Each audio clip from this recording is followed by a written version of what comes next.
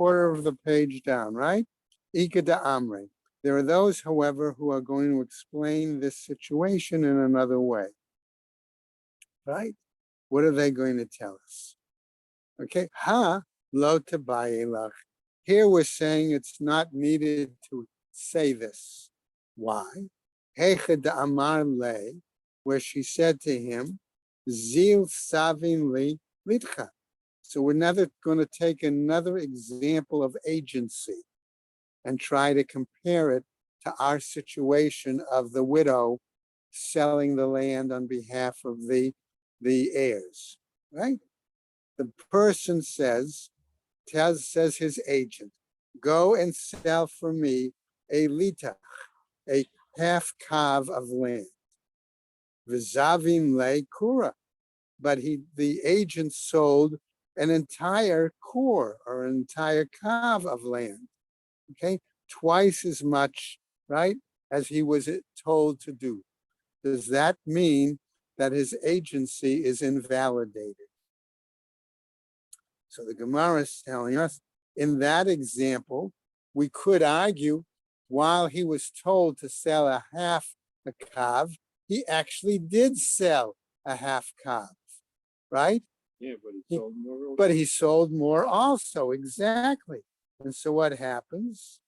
Devadai mosif al dvarav have. So in this case, all we're saying was that the agent simply added to what his principal, his sender, had told him. But he did sell what he was told to sell, okay? So that would be, so we're arguing here that maybe status of the agent, all it does is simply saying the agent is mosif, is adding, right? So what happens, says the Gemara, ki tebayla.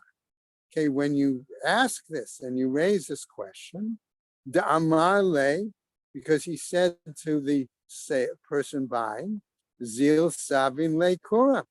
But when the principal, the sender, tells him to sell an entire kur or kav of land, va'azil v'zavin le litva, and he goes and sells only a half kav, right? What happens? What's the situation there? Mi amrinan, do we say then in that example,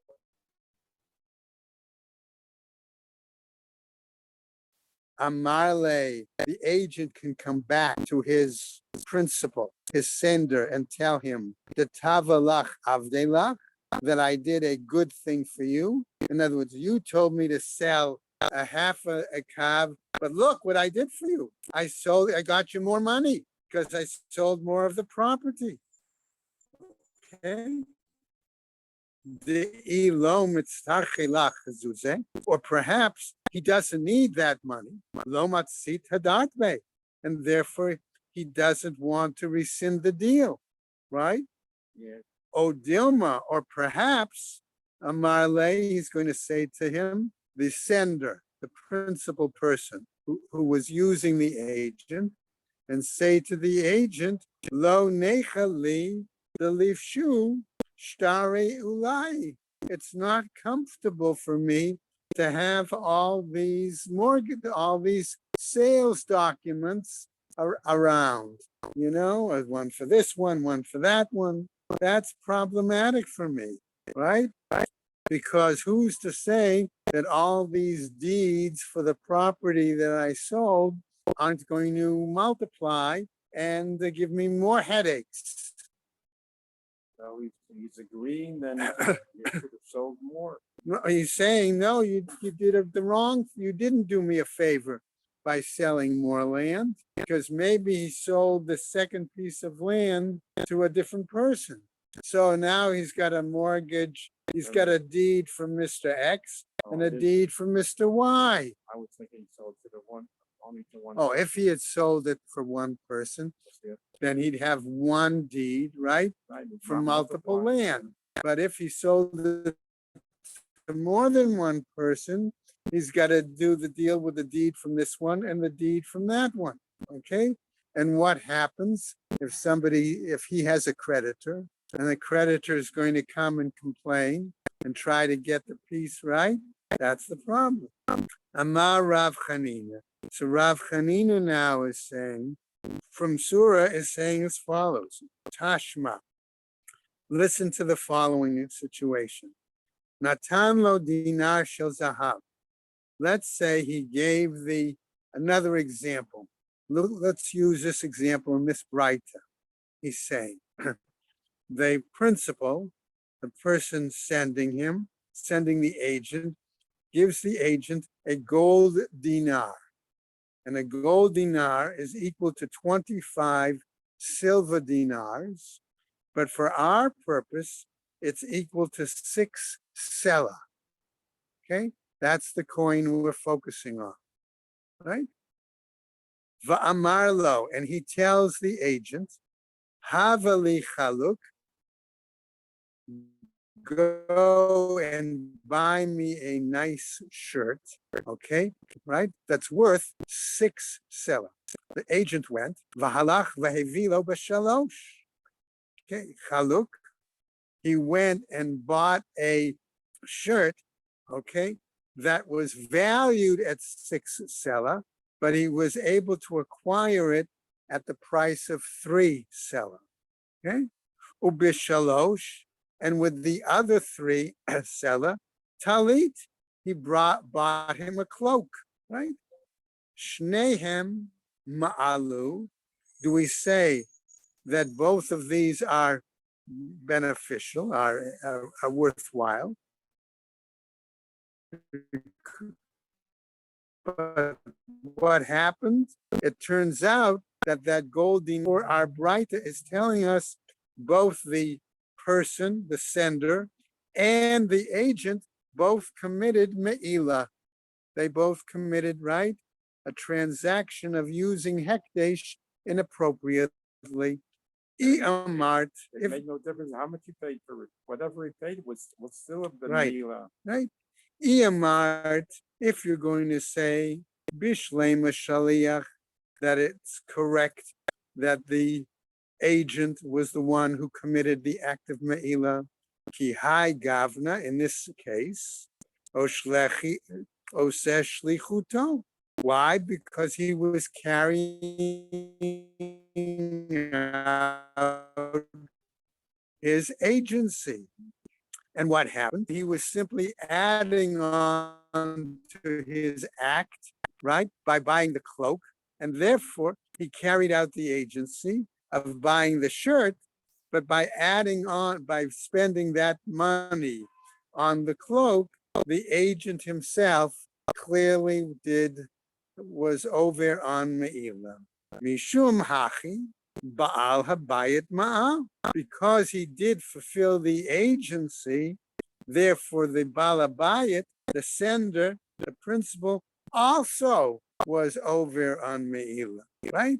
What do you say? If he didn't buy, if he paid 6, he would not have committed Mila? No, if the agent had paid 6 and only bought the shirt, Yeah, then only the balabayas would have been over on Me'ilah. because the agent is not subject to Mila.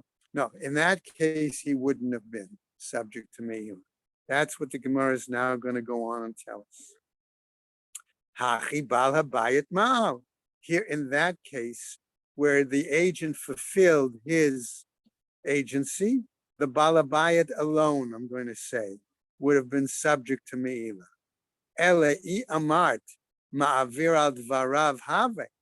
But if you're going to say that the agent superseded his agency and acted on his own, amai ma'al. Why then do we say that the balabayas was the one who was transgressing Me'ilah? Hacha b'mai yaskinan. Here then, what are we talking about? Da'ataite lai shave sheish b'shalosh. No, maybe we're talking here about a situation where the agent was able to buy a 6 sela shirt at a discount at the price of only 3 sela, right?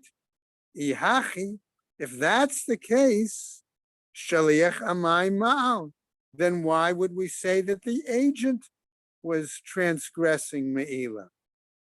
Atalit, he transgressed it because since he saved the money, half the money on the shirt, he went ahead and spent the hekdesh money on the cloak, right?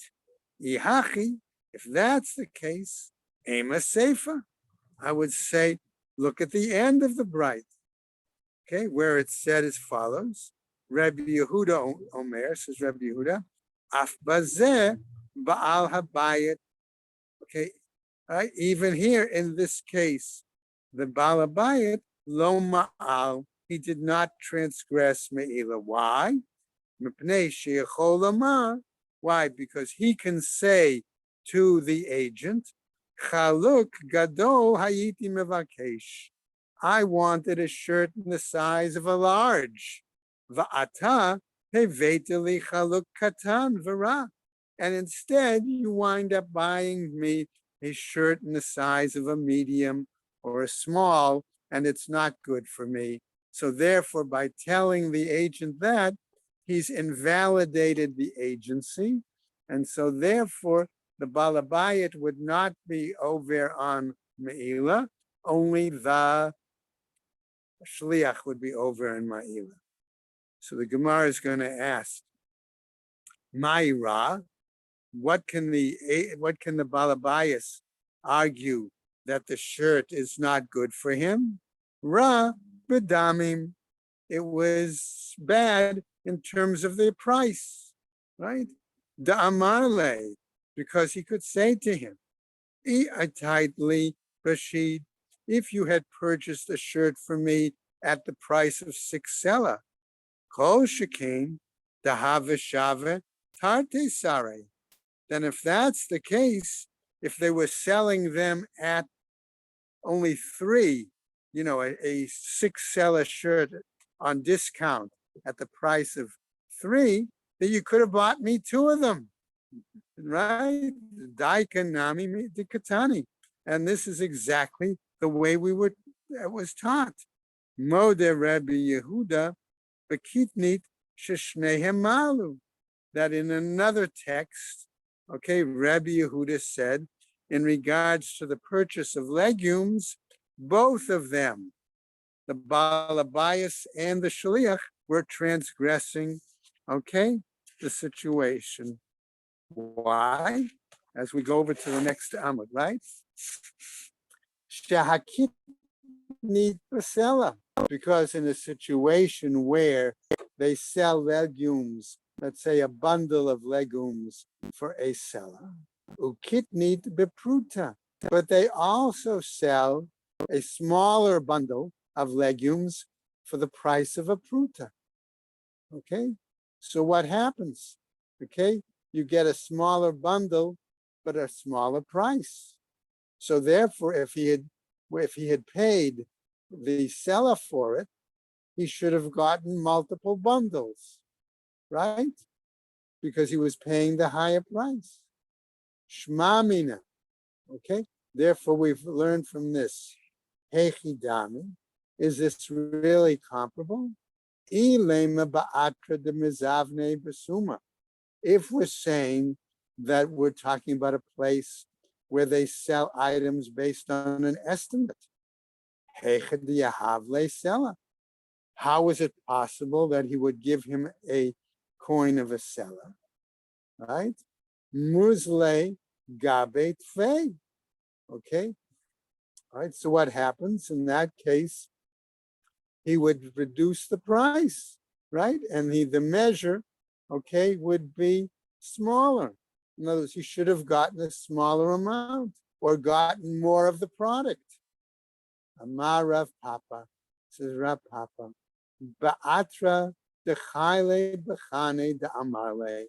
No, says Rav Papa, we're talking about a place where they sold the legumes based on the measure of a kana, which was a smaller amount. And therefore, That's what we're telling him. In other words, I didn't need multiple bundles or more of that legume.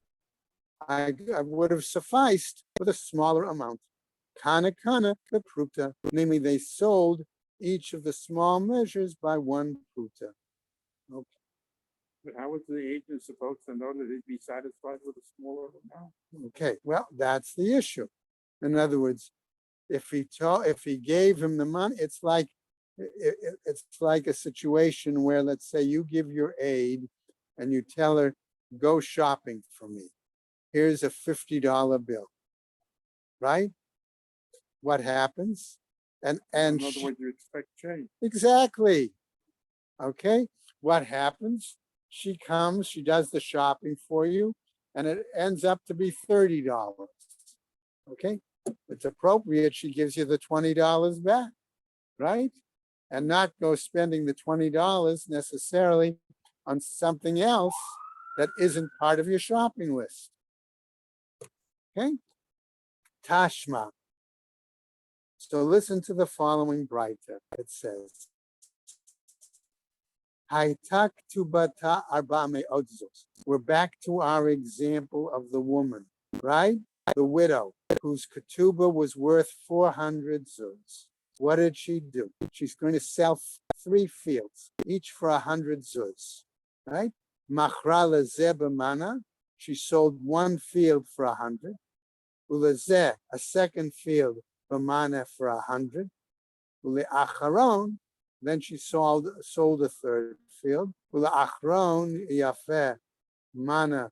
Okay, but ultimately, what happened? The final field, right, for her 4th 100 to satisfy her ketubah, that 4th field was worth how much? Right, manav dinar. Right, that one was worth, right, 100 plus. But what did she sell it for? Bamana. She only sold it for the 100. Shel acharon batel. That last sale then is null and void. V'shel kulan machran kayam. But of the other 3 sales, those are valid sales. Because the heirs what group would do 1 dinar. Exactly. Exactly. K'da'amar Rav Shisha, as was said by Rav Shisha Barei the Rav Idi Bakatine, look, that's his name. Hachanami Bakatine. Okay, maybe there they were talking about small parcels of land. Here too, maybe they're talking about small parcels of land. Okay, so what happens? Says the Gemara. Pshita Amar. That's obvious. Le'achad. Okay. V'lo l'shnayim. You could sell it for 1, but not 2. Ha'amarle. And he could say to him, Le'echad v'lo l'shnayim. In other words, they could have said, you could sell it to 1 person, these small parcels, but don't sell it to more than 1, to 2 people. Amarle, he said to him, Le'echad stama. But what happens if he says, sell this land to somebody? What's the situation there? And by the way, these small parcels of land, they're not next to one another. They're not contiguous, right? What's the status? Rav Huna Amar, says Rav Huna, Le'echad v'lo l'shnayim. No, he should have been explicit and said, sell it to 1 person and not 2. Rav Chisda v'Rabba Bar Huna, the 2 of them, the Amrei Travayu, that they both say, Le'echad va'afilu l'shnayim. If he says sell it to somebody, maybe the point is he could sell it to 1 and maybe even to 2. Le'echad va'afilu l'me'ah. If that's the case, the agent might think I could sell it to 1 or as many as 100, right? So what happened? Ikla Rav Nachman Masura. A story now. It happened that Rav Nachman came to Sura one time to visit. Olegabe, Rav Chisda v'Rabba bar Bar Huna. And these same two sages, Rav Chisda and Rabba bar Bar Huna, came to visit him. Amrule, and they said to him, Ki hai gavna, in that kind of a case, that kind of a situation, what's the result? What's the case? Right? Amar lahu. So he said to him, Le'echad va'afilu l'shnayim. We would understand it that if the person said, simply sell the land to somebody, it meant he could sell it to one or even two. Le'echad va'afilu me'ah. He could sell it to one or even maybe 100. Amrule. Okay, so then they said back to him, Afalgav de ta'ashaliach, even though it's possible that the representative, that the agent made a mistake, you're saying, Amar lahu. So he said to them, de ta'ashaliach lo ka'amina. I didn't say that it was the representative, the agent that made the mistake. Amranle. And they said back to him, Va'amamar. But didn't the master once teach in another situation, Ein ona'ah the karkaot, that there is no situation of fraud in regards to the sale of real estate. Hani mili, that's a situation where the owner was the one who made the mistake. Aval ta'ah shaliach. But when it was a situation that the agent made the mistake, okay, perhaps then the sale is going to be void. Amarle, he said to them, he said back to him, L'tekune shadartich v'lo la'avute. Maybe the owner, the balabayit, might say to the agent, I gave it to you to sell for my benefit, right? Not to my detriment, right? I mean, so therefore that would nullify the person's agency. Umana temra deshani ben shaliach lebalabai. And how do we know now, asks the Gemara, that there's a difference between an error on the part of the owner versus an error on the part of the agent, right? Ditznan, as was taught elsewhere in another Mishnah, ha'omer l'shlicho, one who says to his agent, say utrom, go and take truma from this produce, Tareim kedad bal habayit. He should take the amount of truma based on the intent, I'm going to use that word, of the owner. And if he doesn't know the intent of the owner,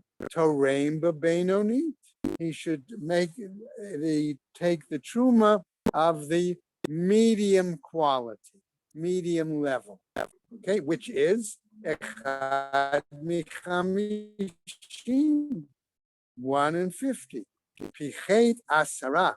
If he took 10 less, ohosif asara, or if he took 10 more, trumato truma, then we're still considering that a valid truma. Ve'ilu gabe bal habayat tanya. But in regards to the situation of the owner himself taking the truma, what do we see being taught? Excuse me. Taram va'ala biyado afilu echad me'esrim. If he took truma and it went above 1 in 20, trumato truma, then that amount is considered his truma. In other words, that's what he has to give. In other words, there is an error on the part of the rep, more or less, is okay. But when the owner gives, whatever he gives, that's what he gives. Ashma of new bride.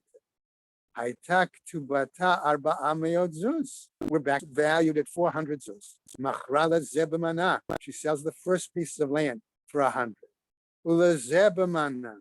And she sells a second piece of land for 100. And we know she sold a third piece of land. Now what happens? There's still a piece of land, right? Available. Ula acharon. And as far as the fourth person, that last piece of land, Shava Mana V'dinar.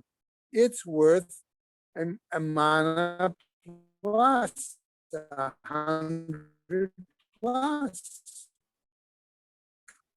But what did she do? She sold it at only 100.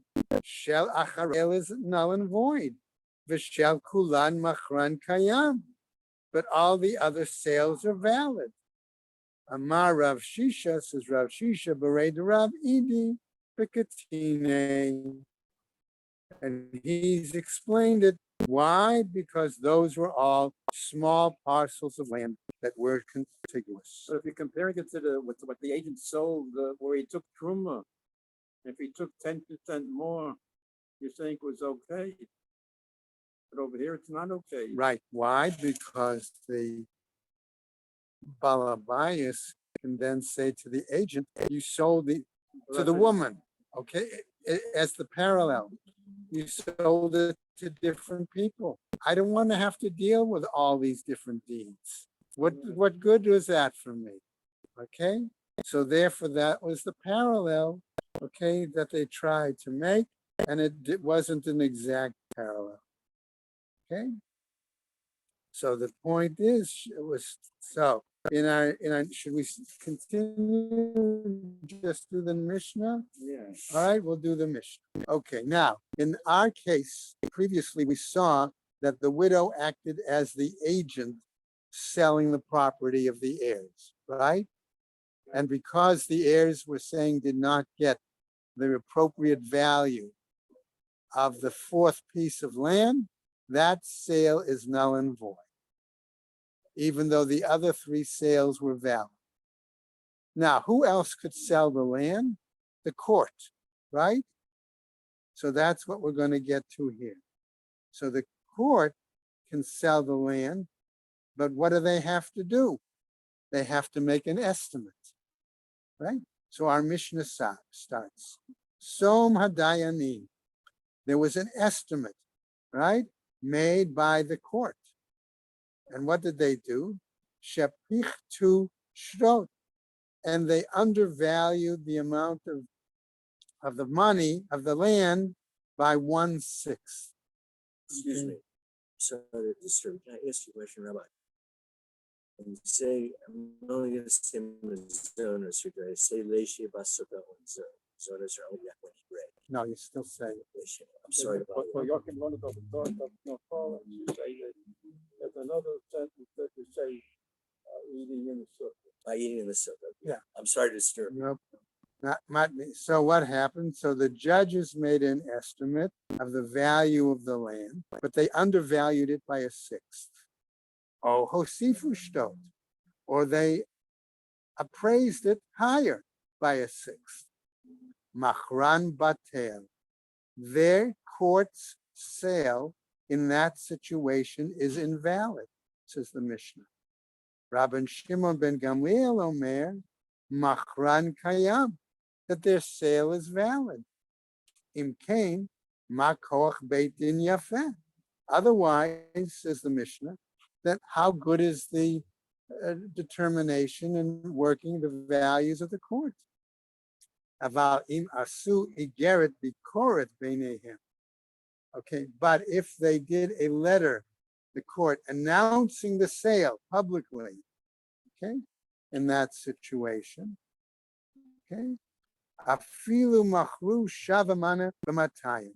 Even if they sold the land that was worth 100 at a price of 200, o shava matayim b'mana, or it was worth 200 and they sold it at 100, machram kayam, then that sale is considered a valid. They make it all public. Okay, So when we pick up, okay, whatever, okay. Like I said, I don't know if we're gonna be able to meet because I have this 9:30 doctor's appointment tomorrow. All right, so we'll set up a time later in the day to meet, all right? All right, we meet in the afternoon. Okay, Okay with me? all right, we'll see. All right, so that's where we're up to. Okay. All right, I think Mel was going to go on and get it otherwise. Right.